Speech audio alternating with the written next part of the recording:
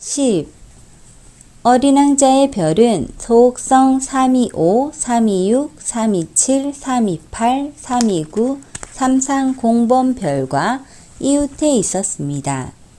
그래서 어린 왕자는 이 별들을 방문하면서 지식을 넓히기로 했지요. 첫 번째 별에는 어떤 왕이 살고 있었습니다. 왕은 붉은 천에다 흰 담비털을 붙인 옷을 입고 매우 검소하지만 위엄 있는 옥자에 앉아 있었습니다. 아, 신하가 한 명 왔구나. 그 왕은 어린 왕자를 보자 큰 소리로 말했습니다. 어린 왕자는 속으로 생각했어요. 한 번도 만난 적이 없는데 어떻게 나를 알지? 왕들에게는 세상이 매우 단순하다는 것을 어린 왕자는 몰랐습니다. 왕에게는 모든 사람들이 신하로 보이는 것입니다.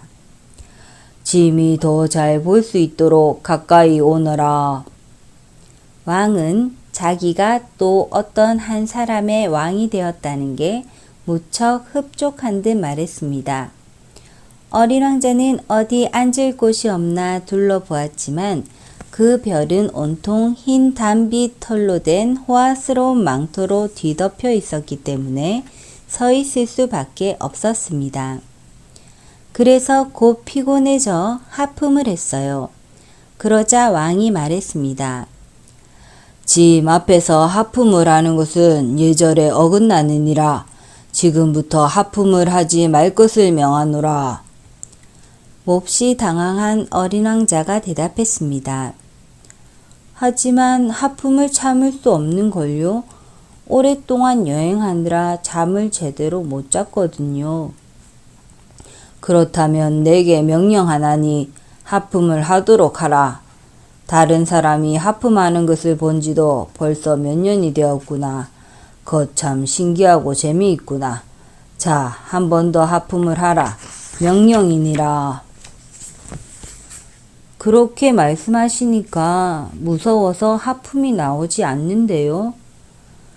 어린 왕자는 얼굴을 붉히며 대답했습니다. 그러자 왕이 다시 말했어요. 그래. 그렇다면 내게 명령하나니 어떤 때는 하품을 하고 또 어떤 때에는. 왕은 조금 화가 났는지 뭐라고 혼자 중얼거렸습니다. 왜냐하면 왕은 무엇보다도 자기의 위엄을 지키는 걸 가장 중요하게 생각했기 때문이었습니다. 왕은 자기가 내린 명령을 어기는 걸 용서하지 않지요. 하지만 그 왕은 착해서 지킬 수 없는 명령을 내리는 법이 없었습니다. 만약에 짐이 어떤 장군에게 물새로 변하라고 명령을 내렸는데도 그가 명령에 따르지 않았다면 그건 장군의 잘못이 아니라 짐의 잘못이 되느니라. 왕은 평소에 늘 이렇게 말하곤 했습니다. 저 좀 앉아도 될까요? 어린 왕자가 조심스레 물었습니다. 너에게 앉기를 명하노라. 왕은 흰 담비 망토자락을 걷으며 위엄 있게 말했습니다. 어린 왕자는 도무지 알 수 없었습니다. 별이 이토록 조그마한데 도대체 뭘 다스린다는 걸까? 폐하, 여쭈어 볼 게 있습니다. 왕이 대답했습니다. 내게 명령하나니 질문을 하라. 폐하, 폐하께서는 무엇을 다스리나요? 모든 것을 다스린다. 왕은 간단하게 대답했어요. 모든 것이라니요? 그러자 왕은 손가락을 들어 자기의 별과 다른 모든 별들을 가리켰습니다. 저 모든 별들을 다스린다는 말씀이세요? 그럼 저 모든 별들을 다스리지. 왕은 이 별의 왕이었을 뿐 아니라 어마어마한 권력을 가진 전 우주의 왕이기도 했습니다. 그럼 별들도 폐하께 복종하나요? 물론이지. 즉시 복종한다. 짐은 복종하지 않는 자를 용서하지 않느니라. 어린 왕자는 왕의 어마어마한 권력에 놀라지 않을 수 없었습니다. 만약 그런 힘을 가졌다면 의자를 뒤로 당기지 않고도 하루에 44번이 아니라 72번, 아니 100번, 혹은 200번이라도 해지는 것을 볼 수 있을 텐데, 어린 왕자는 자기가 떠나온 작은 별에 대한 추억 때문에 조금 슬퍼져서 왕에게 감히 부탁해 보았습니다. 폐하, 저는 해 지는 모습이 보고 싶습니다. 저의 청을 들어주세요. 해에게 지금 지도록 명령해 주세요. 그러자 왕이 대답했습니다. 만일 짐이 어떤 장군에게 나비처럼 이곳에서 저곳으로 날아다니도록 명령하거나 슬픈 이야기를 한 편 쓰라고 하거나 혹은 물새가 되라고 명령했는데 그가 복종하지 않았다면 장군이 잘못한 것이겠느냐, 짐이 잘못한 것이겠느냐? 물론 폐하의 잘못이죠. 어린 왕자는 자신 있게 대답했어요. 그렇지. 사람에게는 각자 그 사람이 할 수 있는 일을 시켜야 한다. 권력은 올바른 이치를 바탕으로 한 것이어야 하느니라. 만약 내가 백성들에게 바다에 뛰어들라고 명령한다면 그들은 소란을 일으킬 것이다. 짐이 모든 걸 복종시킬 수 있는 것은 늘 이치에 맞는 명령을 내리기 때문이니라. 그럼 제게 해지는 광경을 보여주시는 것은요? 한 번 한 질문은 절대로 포기하는 법이 없는 어린 왕자입니다. 해가 지는 것을 내게 보여주겠노라. 짐이 명령해 주지. 그러나 해가 짐의 명령을 따를 수 있을 때까지 좀 기다리도록 하자. 그것이 내가 다스리는 방법이니라. 그럼 언제까지 기다려야 하나요? 어린 왕자가 다시 물었습니다. 임금님은 커다란 달력을 보더니 대답했습니다. 그건 저녁 7시 40분쯤일 것이니라. 그때가 되면 짐의 명령에 따라 얼마나 잘 복종하는지 볼 수 있을 것이다. 어린 왕자는 하품이 나왔습니다. 당장 해지는 것을 볼 수 없어서 아쉬웠지요. 게다가 벌써 심심해지기 시작했습니다. 저는 여기서 할 일이 없는 것 같군요. 이제 떠나가겠습니다. 그러자 신하를 한 명 거느리게 되나 보다 하고 흐뭇하게 생각했던 왕이 말했습니다. 떠나지 마라. 가지 마라. 내가 너를 대신으로 삼겠노라. 무슨 대신으로요? 옳지. 법무 대신으로 삼겠노라. 하지만 재판할 사람이 한 사람도 없는데요. 그야 모를 일이지. 짐은 아직 내 나라를 전부 돌아보지 못했느니라. 짐은 너무 늙어서 마차를 타고 다녀야 하는데 마차를 둘 자리도 없고 걸어 다니자니 너무 힘들어서. 아, 제가 벌써 다 보았어요. 어린 왕자는 몸을 구부려 별의 저쪽 편을 다시 한번 보면서 말했습니다. 아무도 살지 않는 것 같아요. 그렇다면 너 자신을 심판하라. 그것은 가장 어려운 재판이니라. 다른 사람을 심판하는 것보다 자기 자신을 심판하는 것이 훨씬 더 어려운 법이니라. 만약 내가 자신을 잘 심판할 수 있다면 그건 내가 진정으로 지혜로운 사람이기 때문이니라. 저 자신을 심판하는 일이라면 어디서든 할 수 있어요. 꼭 여기에 머무를 필요는 없지요. 그렇다면 내 별 어딘가에 늙은 쥐 한 마리가 사는 것 같다. 밤마다 지 소리가 들려오느니라. 그 지를 심판하여라. 가끔 그 지에게 사형을 내려도 좋다. 그렇게 되면 그 지의 생명은 내 손에 달려있게 되느니라. 그렇지만 사형을 내린 다음 곧바로 용서해 죽이지 않도록 해야 하느니라. 왜냐하면 단 한 마리밖에 없는 쥐니까 말이다. 저는 사형 선고를 내리는 일은 하기 싫습니다. 이제 떠나야겠어요. 가지 마라. 왕이 다시 말렸습니다. 떠날 채비를 이미 끝낸 어린 왕자는 그래도 왕의 마음을 아프게 하고 싶지는 않았습니다. 왕께서 끝까지 위엄을 지키시려면 제게 이치에 맞는 명령을 내리시면 되잖아요. 이를테면 저에게 즉시 이곳을 떠나라고 명령하는 것이 꼭 알맞은 것 같습니다만 왕은 아무런 대답도 하지 않았습니다. 그래서 어린 왕자는 조금 머뭇거리다가 한번 한숨을 내쉬고는 출발했습니다. 그러자 어린 왕자의 등 뒤에서 왕이 황급하게 외쳤습니다. 너를 나의 외교관으로 임명하노라. 왕은 매우 위험에 가득 찬 모습이었습니다. 어른들은 정말 이상해. 어린 왕자는 다시 여행을 떠났습니다. 11. 두 번째 별에는 잘난 체하기 좋아하는 한 남자가 살고 있었습니다. 아, 저기 나를 찬미해줄 사람이 찾아오는군. 멀리서 오고 있는 어린 왕자를 보자 허영심이 많아 잘난 체하기 좋아하는 사람이 소리쳤습니다. 그는 다른 사람들이 모두 자기를 찬미하고 있다고 생각했지요. 안녕하세요.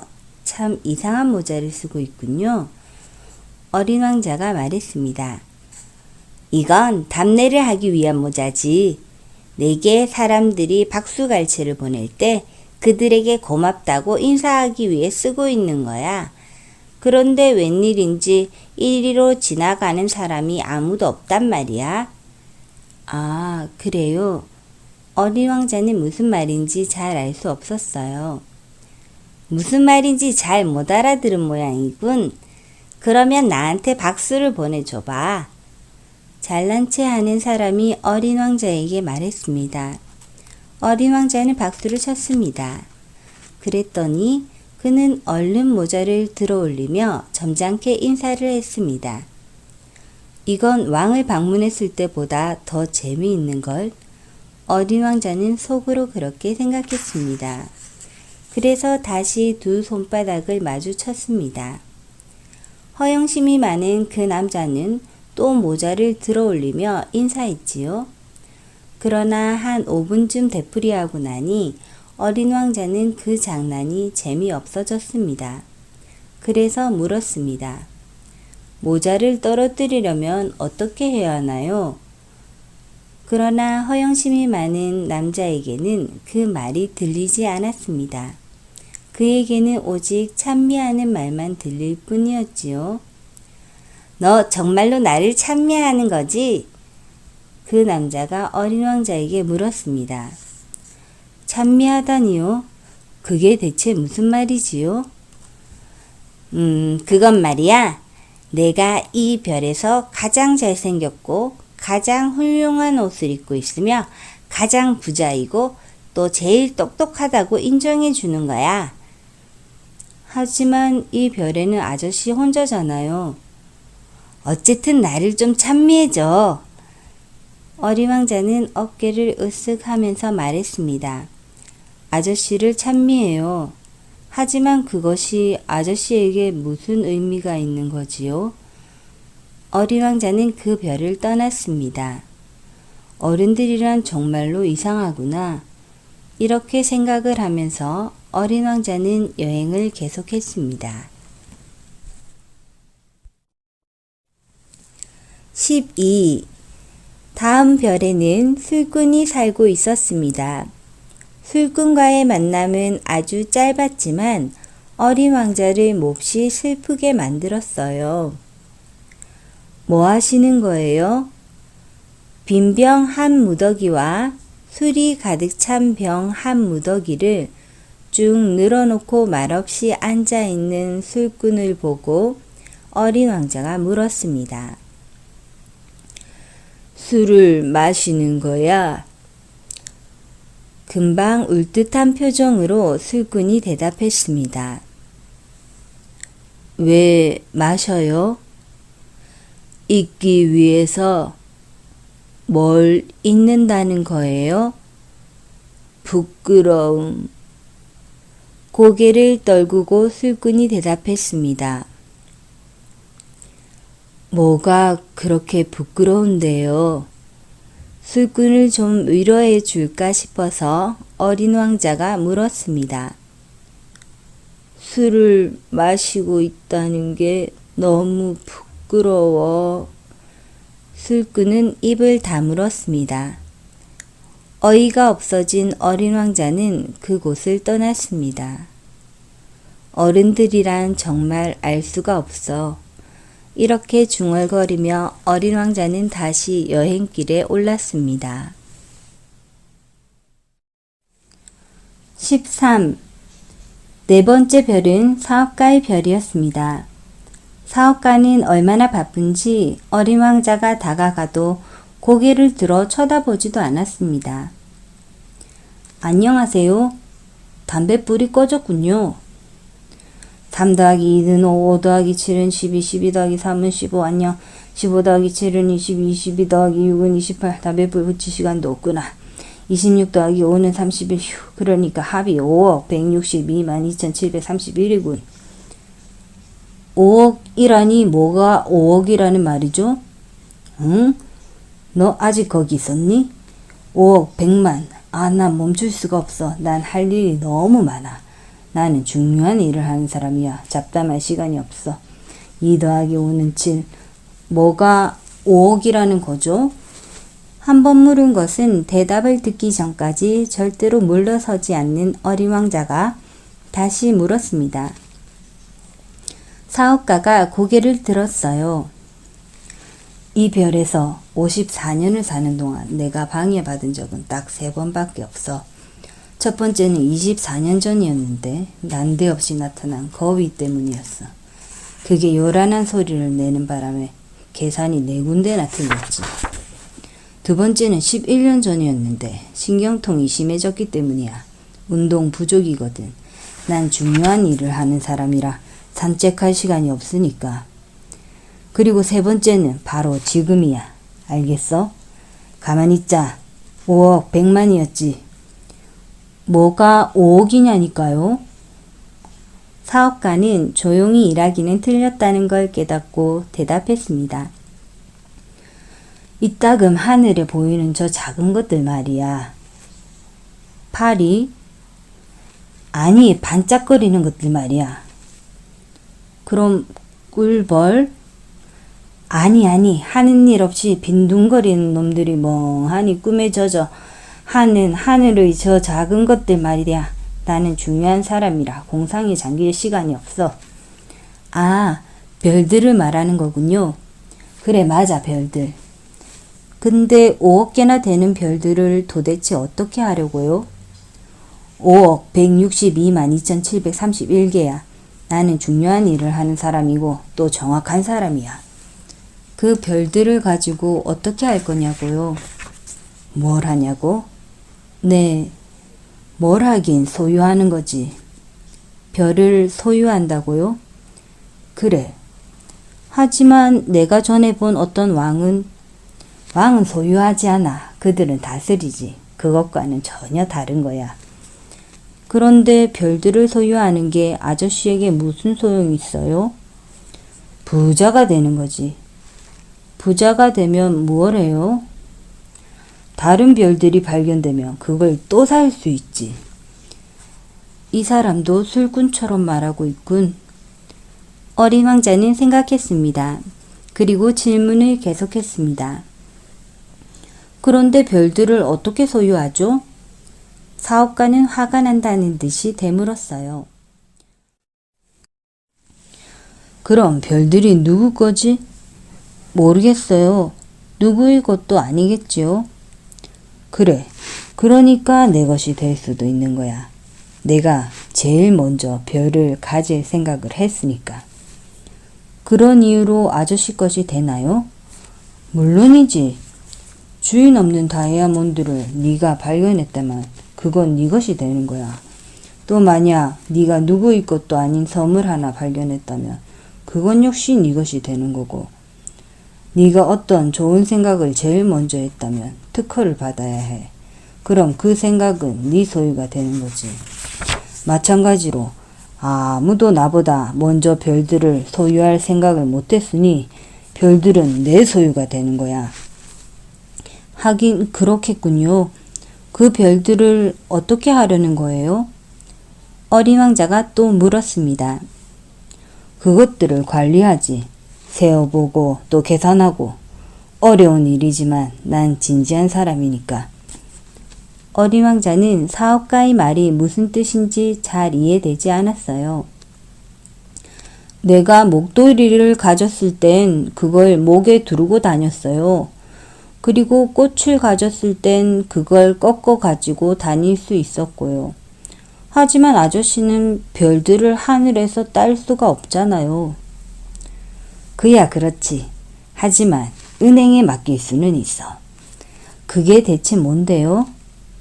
작은 종이에 내 별들이 몇 개인지 숫자를 적어서 서랍 속에 넣고 자물쇠로 잠그는 거지. 그게 다예요? 그래. 그거 정말 재미있네. 시적인 것 같기도 하고. 하지만 그리 중요한 일은 아니야. 어린 왕자는 그렇게 생각했습니다. 어린 왕자는 무엇이 중요한 일이냐에 대해 어른들과는 다른 생각을 가지고 있었거든요. 어린 왕자가 말을 이었습니다. 난 말이에요. 꽃을 한 송이 갖고 있는데 매일 물을 줘요. 화산도 3개 갖고 있는데 일주일에 한 번씩 그름을 청소해줘요. 내가 내 꽃과 화산들을 갖고 있는 것은 물을 주고 청소를 해주니까 그것들에게도 유익한 일이에요. 하지만 아저씨는 별들을 소유하고 있지만 별들에게는 하나도 유익하지 않아요. 사업가는 입을 열어 뭐라고 말하려고 했지만 할 말이 없었습니다. 어른들은 정말 별난 사람들이야. 어린 왕자는 이렇게 생각하며 다시 길을 떠났습니다.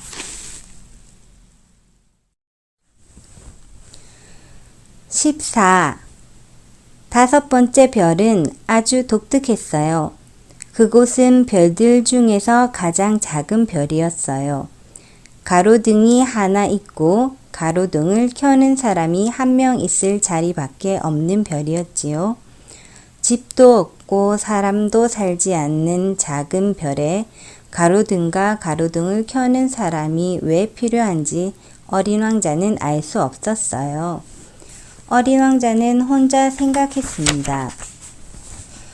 이 사람도 어리석은 사람일지 몰라. 하지만 내가 만났던 왕이나 잘난 체 하기 좋아하는 사람, 사업가, 술꾼보다는 덜 어리석은 것 같아. 왜냐하면 적어도 그가 하는 일은 의미가 있거든. 그가 자기 가로등을 켠다는 것은 마치 별 1개 혹은 꽃 1송이를 태어나게 하는 거나 마찬가지잖아. 또 그걸 끄는 것은 꽃이나 별을 잠들게 하는 거고. 그러고 보니 참 아름다운 일이야. 아름다우니까 당연히 보람도 있을 거고 말이야. 어린 왕자는 별에 발을 들여놓자 가로등 켜는 사람에게 공손히 인사를 했습니다. 안녕하세요. 그런데 왜 방금 가로등을 껐어요?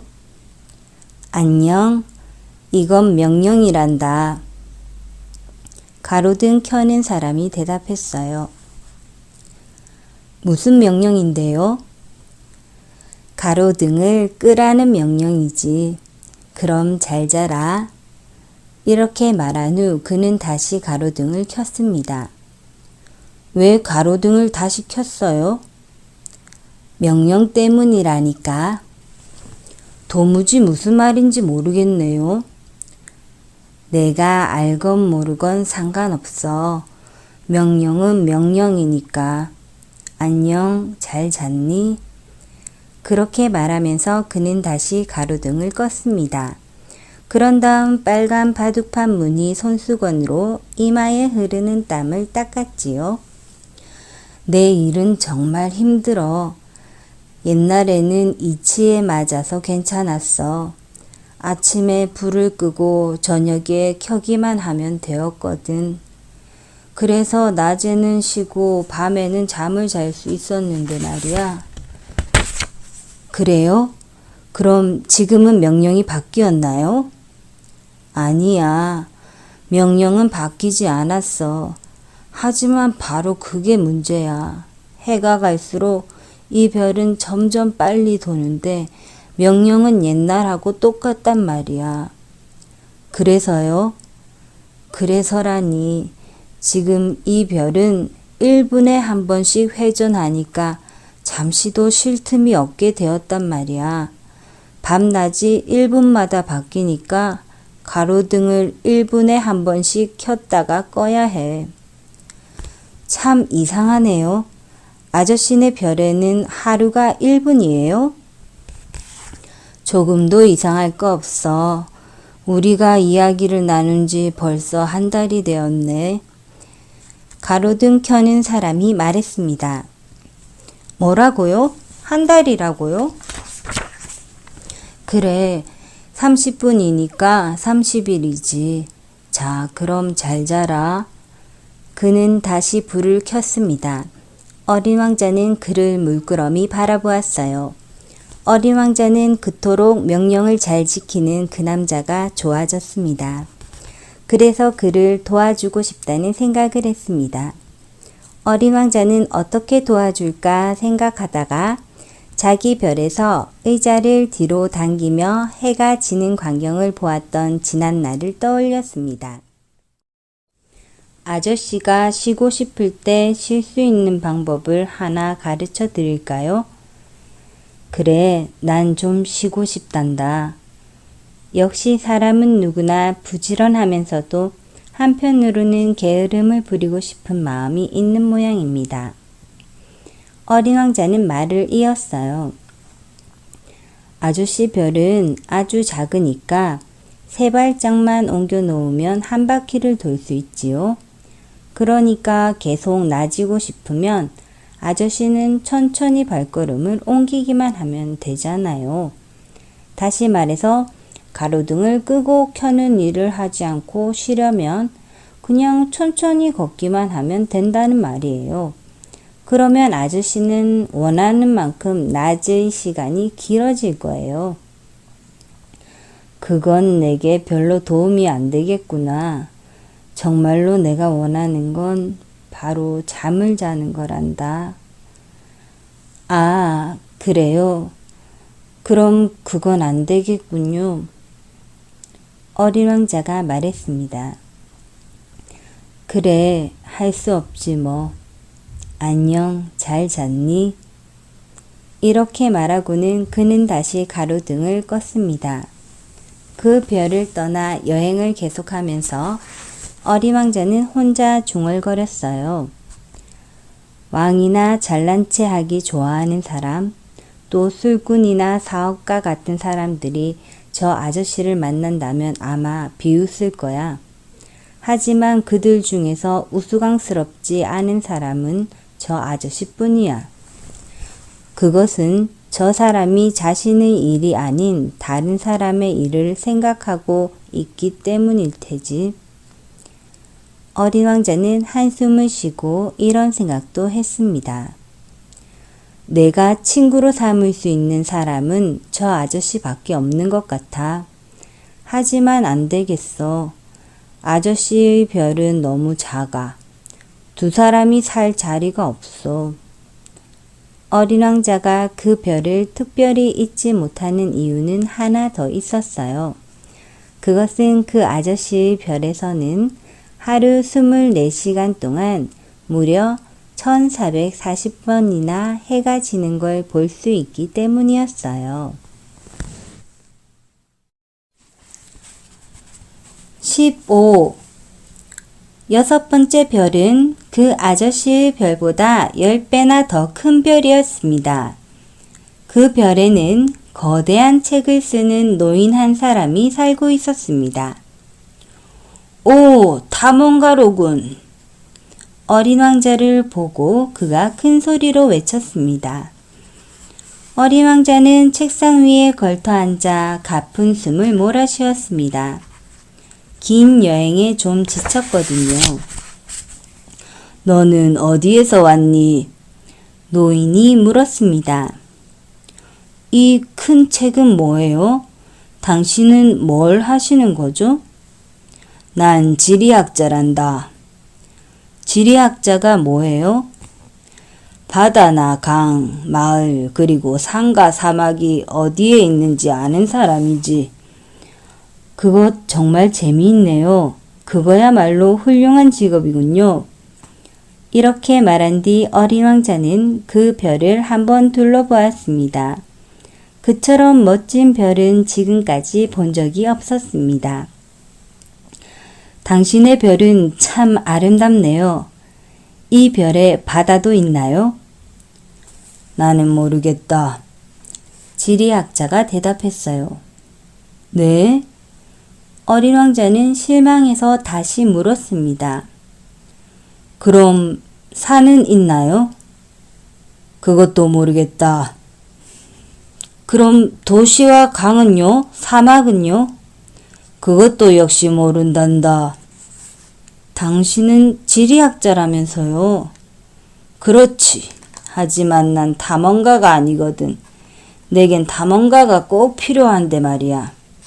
도시와 강과 산, 바다와 사막을 찾아다니는 건 지리학자가 할 일이 아니야. 그건 탐험가가 할 일이야. 지리학자는 아주 중요한 사람이기 때문에 한가하게 돌아다닐 수가 없어. 책상을 떠나서는 안 돼. 대신 책상에 앉아서 탐험가들을 만나는 거야. 탐험가들에게 이것저것 물어서 그들이 기억하는 걸 책에다 쓰는 거지. 그리고 그의 이야기가 재미있다고 생각되면 지리학자는 그 탐험가가 성실한 사람인지 조사한단다. 지리학자의 말이 잘 이해가 안 돼 어린 왕자가 되물었어요. 왜요? 만약 탐험가가 거짓말을 한다면 지리책이 엉뚱하게 되어버릴 테니까. 또 탐험가가 술을 너무 마셔도 그렇게 되지. 어째서요? 왜냐하면 술에 취한 사람의 눈에는 모든 것이 둘로 보이거든. 그렇게 되면 지리학자는 하나밖에 없는 산을 2개가 있다고 기록하게 될지도 모르잖니? 그러면 내가 아는 어떤 남자도 나쁜 탐험가가 될 수 있겠네요. 어린 왕자가 술꾼을 떠올리며 말했습니다. 술을 너무 좋아하는 사람이라면 그럴 수도 있지. 그래서 탐험가의 정신 상태가 훌륭하다고 판단이 되면 그가 발견한 곳을 조사한단다. 그럼 직접 가보시나요? 아니, 가보진 않아. 그건 너무 귀찮은 일이거든. 대신 탐험가에게 증거를 가져오라고 요구하는 거야. 가령 커다란 산을 발견했다면 그 산에 있는 큰 돌멩이를 가져오라고 하는 거지.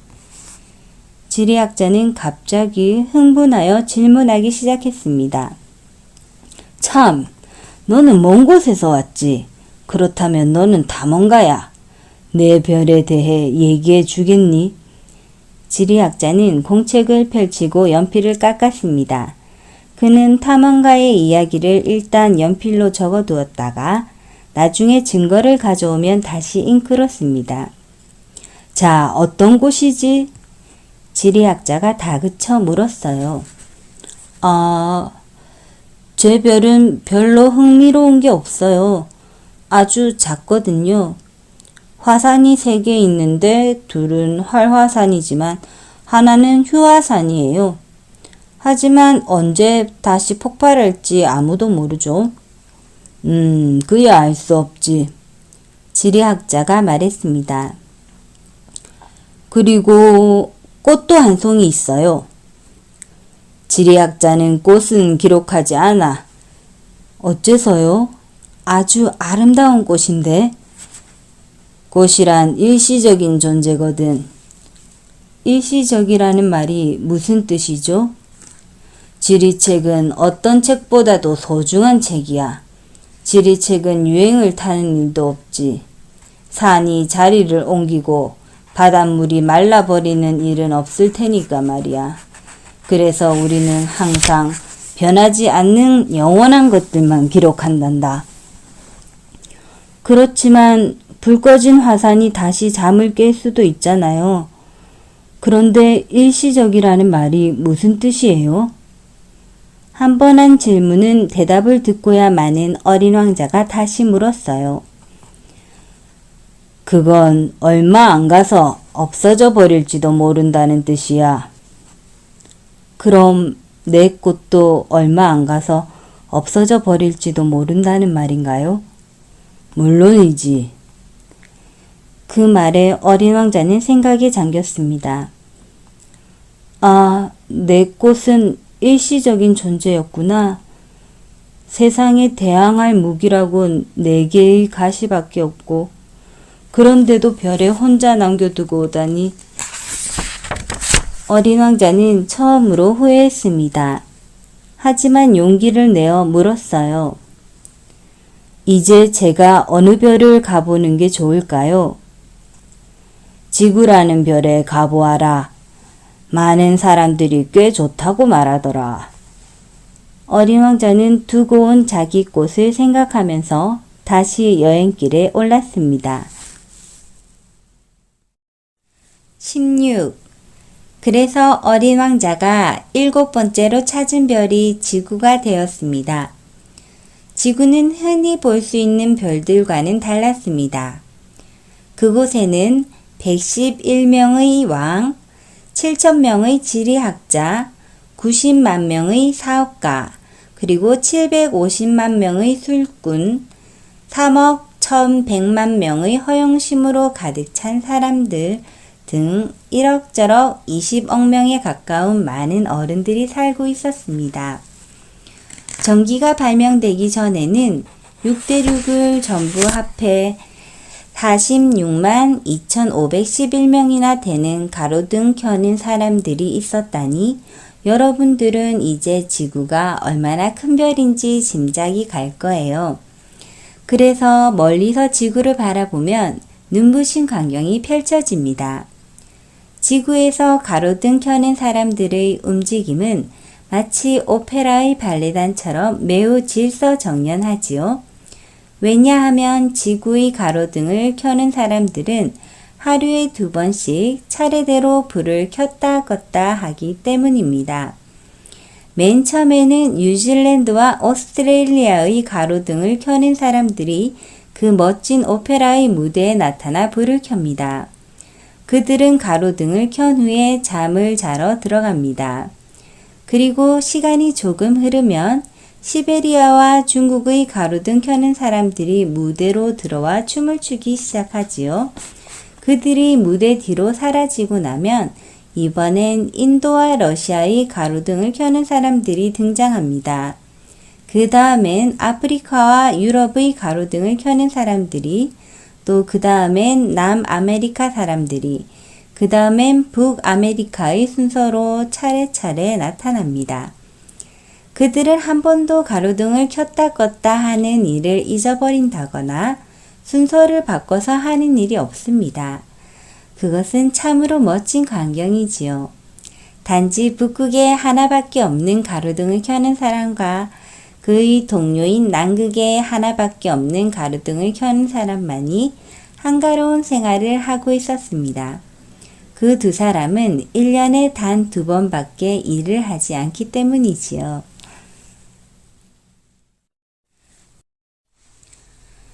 17. 어떤 이야기를 재미있게 꾸미려다 보면 어쩌다 좀 거짓말을 하게 되는 경우가 있습니다. 가로등을 켜는 사람들에 대해 내가 여러분에게 한 이야기는 사실 그렇게 정확한 이야기가 아닙니다.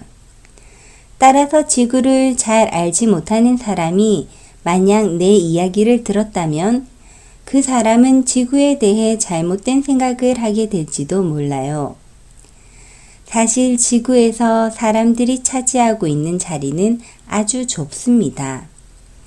만약 지구에 사는 20억 명의 사람들이 큰 모임이라도 가져서 촘촘히 붙어 선다면 세로로 20마일, 가로로 20마일 크기의 광장에 충분히 들어갈 것입니다.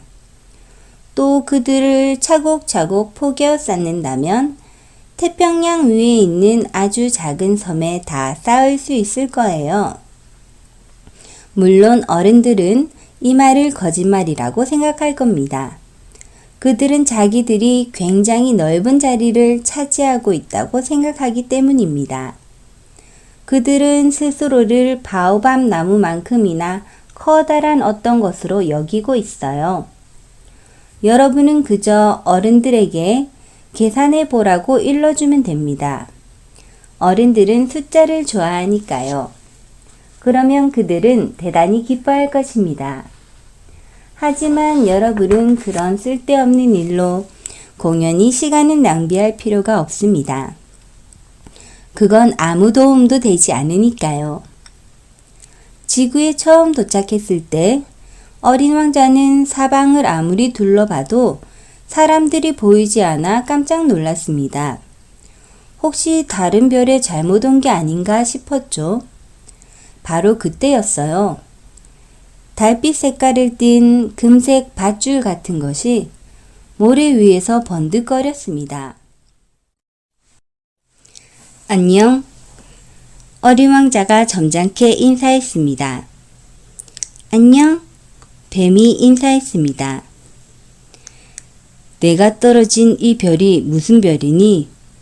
어린 왕자가 물었습니다. 지구야, 지구의 아프리카야. 그래? 그럼 지구에는 사람이 없니? 여긴 사막이야. 사막에는 사람이 없어. 지구는 굉장히 크거든. 뱀이 대답했어요. 어린 왕자는 돌 위에 걸터 앉아 하늘을 올려다보며 말했습니다. 별이 저렇게 반짝이는 건 자기가 떠나온 별을 쉽게 찾을 수 있게 하려고 그런 게 아닐까? 언젠가는 돌아갈 수 있도록 말이야. 저길 봐.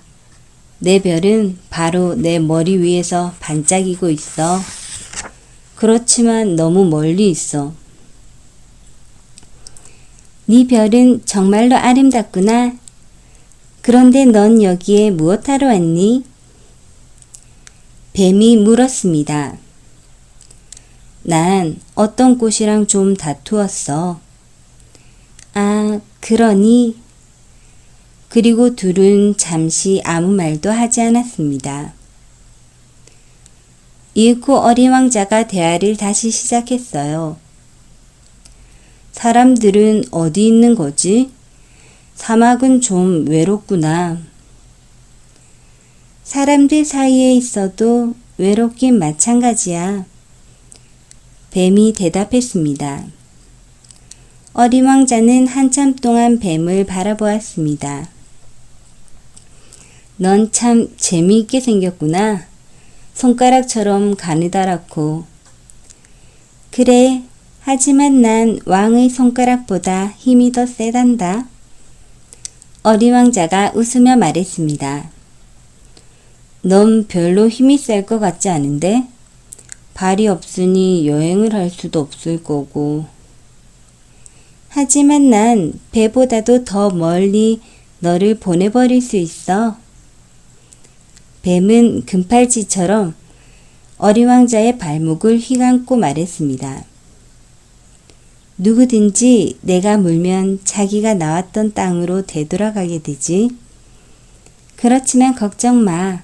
너는 순진하고 또 다른 별에서 왔으니까. 어린 왕자는 아무 대답도 하지 않았습니다. 너같이 약한 아이가 이 돌멩이 투성이인 지구에 왔다니 가엾은 생각이 드는구나. 언제든 네 별이 못 견디게 그리워지면 내게 말해. 내가 도와줄 수 있으니까.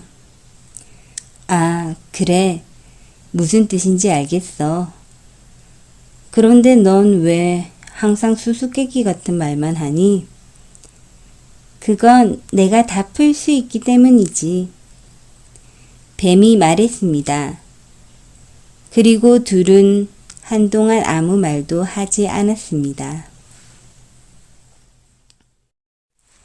18. 어린 왕자는 사막을 가로질러 가는 동안 꽃 한 송이밖에 만나지 못했습니다. 꽃잎이 세 장인 보잘것없는 꽃이었지요. 안녕. 어린 왕자가 인사했습니다. 안녕. 사람들은 어디에 있니? 어린 왕자가 물었습니다. 그 꽃은 언젠가 상인 무리가 지나가는 것을 딱 한 번 본 적이 있었습니다. 사람들이라는 거 말이니? 글쎄, 한 67명쯤 있는 것 같더라. 몇 해 전에 그들을 본 적이 있어. 하지만 그들이 어디 있는지는 알 수 없어. 그들은 언제나 바람 따라 떠돌아다니거든. 그들은 뿌리가 없어서 살아가기가 무척 힘들 거야. 잘 있어. 어린 왕자가 말했습니다. 그래, 잘 가. 꽃도 인사를 했습니다. 19. 어린 왕자는 높은 산으로 올라갔습니다. 어린 왕자가 지금까지 알고 있던 산은 무릎 높이 정도밖에 안 되는 3개의 화산뿐이었습니다. 그는 휴화산을 의자처럼 사용했었지요. 이렇게 높은 산에서 내려다보면 이 별 전체와 모든 사람들을 한눈에 볼 수 있겠지라고 생각했습니다. 그러나 생각과는 달리 바늘처럼 끝이 뾰족뾰족한 산봉우리만 보일 뿐이었습니다. 안녕! 어린 왕자는 허공에 대고 크게 외쳐보았습니다. 안녕, 안녕, 안녕. 메아리만 대답을 했습니다. 넌 누구니? 넌 누구니? 넌 누구니? 넌 누구니? 내 친구가 되어줘. 난 외로워. 난 외로워. 난 외로워. 난 외로워. 아무리 외쳐보아도 메아리만 되돌아올 뿐이었습니다. 그래서 어린 왕자는 이상한 생각이 들었어요. 참 이상한 별이군. 온통 메마르고 뾰족뾰족하고 험하고 게다가 사람들은 상상력이라곤 없어. 남이 한 말만 되풀이하고 내 별에 있는 한 송이 꽃은 언제나 자기가 먼저 말을 걸어줬었는데.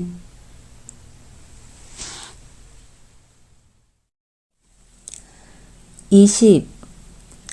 어린 왕자는 모래 벌판을 지나 바위와 눈을 헤치며 오랫동안 걸었습니다. 그러다가 마침내 길을 하나 발견했습니다. 길이란 모두 사람들이 있는 곳으로 통하게 마련이지요. 안녕. 어린 왕자가 인사했습니다. 그곳은 장미들이 활짝 피어 있는 정원이었습니다. 안녕. 장미들도 인사를 했습니다. 어린 왕자는 장미들을 가만히 바라보았습니다. 그런데 그 꽃들이 멀리 자기의 별에 두고 온 꽃들과 아주 닮은 게 아니겠어요? 너희들은 누구니? 어린 왕자는 깜짝 놀라서 물었습니다. 우린 장미야. 아, 그래? 그 순간 어린 왕자는 자신이 아주 불행하다고 느꼈습니다. 왜냐하면 어린 왕자의 꽃이 이 세상에 자기와 같은 꽃이 없다고 말했던 기억이 떠올랐기 때문이었습니다. 그런데 여기 와서 보니 똑같은 꽃이 이 정원에만 해도 5,000송이나 피어 있는 것이었습니다. 어린 왕자는 생각했어요. 만약 내 꽃이 이 정원을 본다면 무척 상심할 거야. 아마 틀림없이 야단스럽게 기침을 해대며 웃음거리가 되지 않으려고 죽는 신용을 하겠지. 그러면 나는 그 꽃을 돌보아 주는 척 하지 않을 수 없어. 그렇게 해주지 않으면 그 꽃은 내 마음을 아프게 하기 위해 정말로 죽어버릴지도 몰라. 또 이런 생각도 했습니다. 나는 이 세상에서 단 하나뿐인 소중한 꽃을 가지고 있어서 자랑스럽다고 생각했는데 사실은 그저 평범한 장미에 지나지 않았어. 내가 가진 거라고는 흔한 장미 하나와 무릎 높이밖에 안 되는 3개의 화산이었어. 게다가 그중 하나는 영영 불이 꺼진 것일지도 모르고 말이야. 이것들을 가졌다고 내가 위대한 왕자라고 할 수는 없어. 어린 왕자는 풀밭 위에 엎드려 울음을 터뜨렸습니다.